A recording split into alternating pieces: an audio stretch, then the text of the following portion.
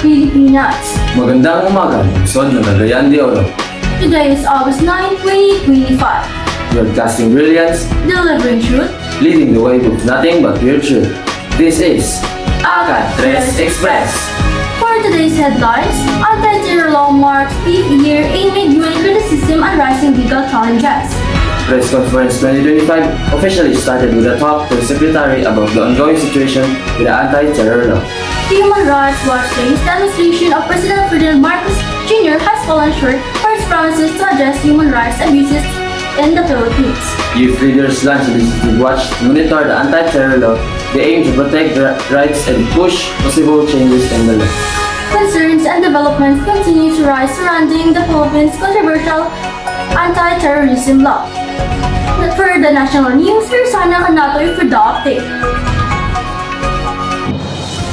Marketing is the 5th anniversary. This is July in Anti-Terror Law Republic of 11479. The fixings renewed criticisms. Watchdog Karapatan says as at least 227 individuals have been changed and under terror law related in status. 34 peoples have been designated as terrorisms. Most of them is activists, indigenous leaders, and communities organizers.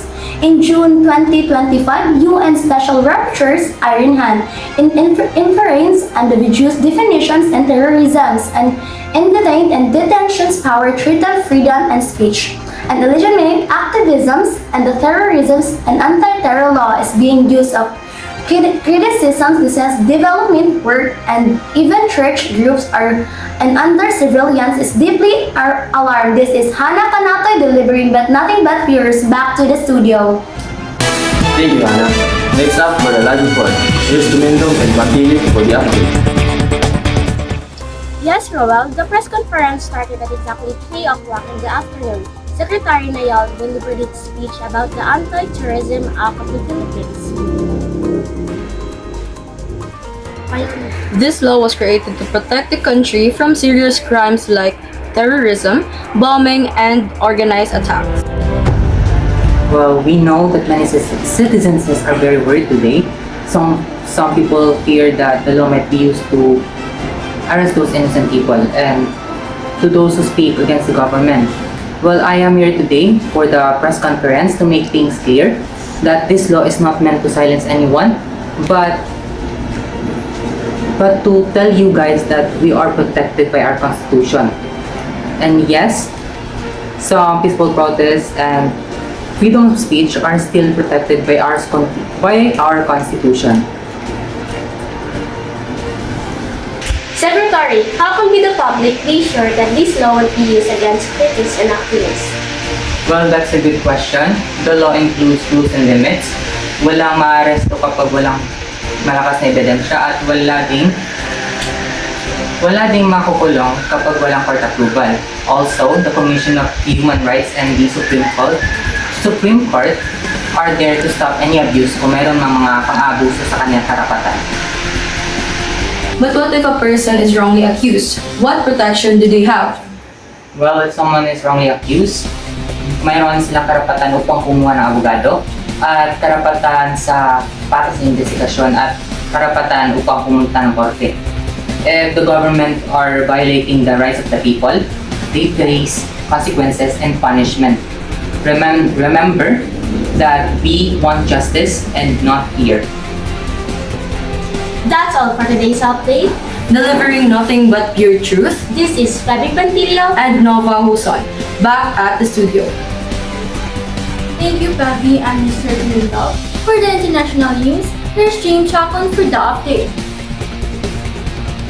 Despite forming a Department of Justice task force to investigate the drug war killings, the group says meaningful accountability remains absent. The report also highlights the ongoing practice of red tagging, where activists, journalists, and human rights defenders are falsely accused of being linked to a communist group.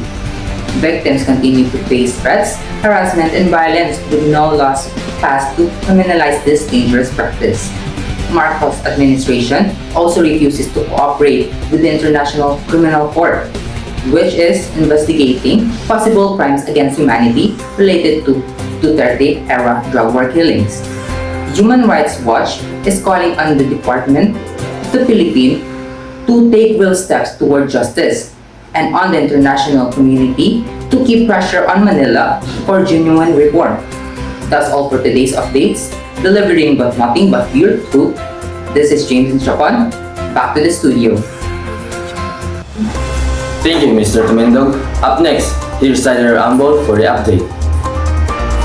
In light of ongoing legal challenges and courtesy of our international watchdog, youth leadership have launched a nationwide legislative watch movement. Their aim to monitor the implementation, misuse, and possible amendment of this controversial anti-terror law. The initiative, led by the Student Council and Youth Legal Clinic, are gaining traction on social media and local communities. Weekly dialogue of legislators and law professors are being streamed online to educate Filipinos on their rights. As Congress faces mounting pressure to revisit the anti-terror law, the youth are proving to be vigilant participants, not just observers in this country's legislative process. This is Saidanor Mamacay Ambol, delivering nothing but truth.